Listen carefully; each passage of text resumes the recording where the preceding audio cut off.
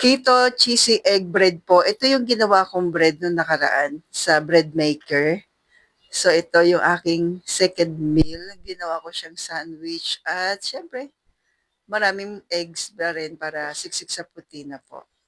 Alam mo yung bread na mataas na sa protina. Yan, ito po yung ginawa ko sa bread maker natin.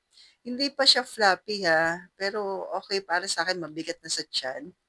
So, inaaral ko pa kasi yung bread maker ko po. Then, gawin po natin yung ating sandwich. Scrambled egg. Actually, 6 pieces po ito. Yan. So, pang 3 katao na po yung gagawin natin para sa ating bread. Tapos, after natin may scramble yung egg, hinati ko po. Yung iba sa oven nating lulutuin, yung iba naman ay sa kawali. So, kung walang oven, pwede naman sa kawali initin yung ating bread. Pero dito, yung sa kawali, nilagyan ko ng butter. Ito yung pinaka pantakip natin doon sa sandwich. Yan, yung may butter na po. Yan yung sa akin part. Then, yung iba, yan, nilagyan din natin ng butter. Hilig lang talaga ako sa butter. Basta butter ha, not margarine or margarine. Hindi po.